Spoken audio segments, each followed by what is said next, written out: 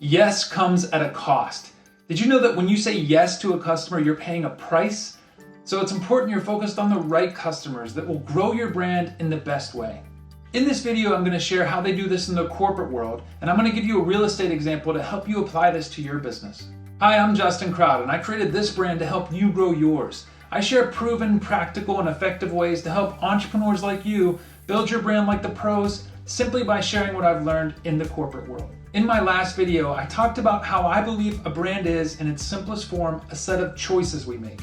Deliberate and intentional decisions we make about how we bring our products or services to life. And one of the most important decisions we make is who we are targeting. Who is the target client or customer that our brand is intended to serve, and who they aren't. And then we deliver the right level of service to them at the right price. In the world of consumer brands, you have two sets of customers. You have retailers like Amazon, Walmart, Target that sell your products at their locations or online, and you have consumers, people like you and me that buy those products. In that world, it's really important that you focus on the right customers, especially when you're choosing to work with a retailer.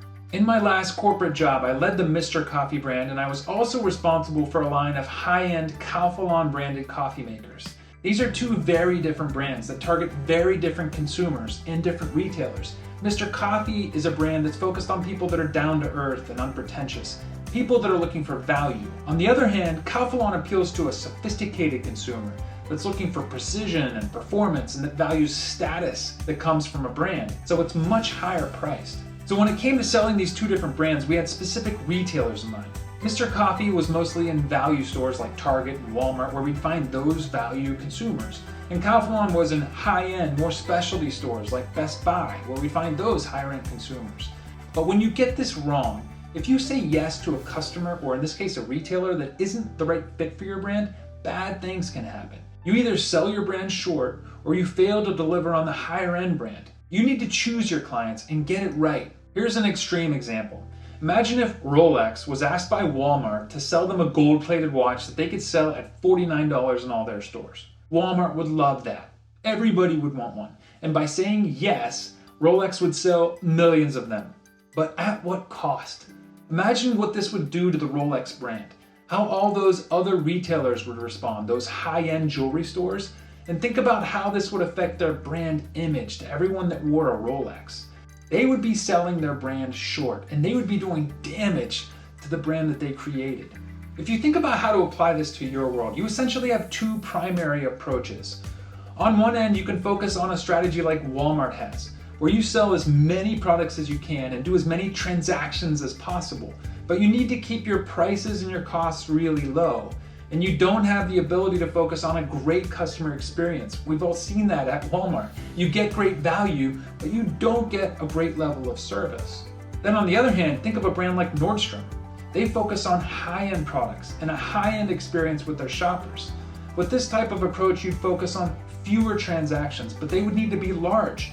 You would need to focus on a higher-end customer experience and deliver on a higher-end brand that you were creating. Both of these strategies can be great, but only if you're consistent in how you use them. Here's a quick analogy. If you've ever played tennis, you'll know that you can play from two primary places on the court. You can play up at the net, where you're ready to respond quickly and return anything immediately, or you can play further back at the baseline, where you're able to take more planned shots with more power and control. Think of these two approaches the same way. Walmart wants to stack them high and let them fly, sell as many products as possible and as quickly as they can. They're up at the net. While Nordstrom takes a more measured approach. They're working with clients one-on-one, and they're selling more of an experience. They're back at the baseline. Where you don't want to get caught is in the middle of the court. It's called no man's land in tennis. This is where you aren't at the net and you aren't at the baseline. You can't respond quickly enough like you would at the net, and you don't have that space and time to set up for a great shot like you would at the baseline. In this way, you need to be intentional with how you'll work with clients, and you'll need to know what value your brand brings. Then you adjust your products and your services to deliver that appropriate experience, and you'll consistently stay out of that no man's land. I know it's difficult to say no to a new client or a customer, but sometimes that's your best choice. Have you ever had a client or a customer you wish you didn't have, where they just take up your time and you know you're just not profitable with that customer? It happens all the time, and it's a lot harder to fire them than choose not to work with them from the start. They just may not be the right fit for you and your brand, and by focusing your attention on the right customers, you'll grow your brand in a more focused, a more profitable, a more efficient way. I have an amazing real estate client that goes above and beyond for every client. They are extremely high touch. They take care of every detail for all their clients. I love that. It's a part of what their brand represents. But that level of high touch, quality, and care comes at a cost to them, primarily their precious time every day. So when I hear that they go above and beyond for even the smallest of transactions, I love where their heart is, but they are over-delivering a service and it's not as profitable for them. The way I thought about it the first time I heard it was that they're delivering this Nordstrom experience to a Walmart consumer. It's just not a match for their brand. Your brand needs to align with a specific customer or client that's going to value your brand at the right price and with the right amount of quality, service, and care. You can choose to build a brand that's about volume. Sell as many products or services that you can at an affordable price and at the lowest cost. Or you can decide to sell fewer products, have fewer transactions to a higher end customer or consumer with a higher level of service and quality. So when you think about your brand and your portfolio, what type of strategy are you invested in? And how might you be more consistent?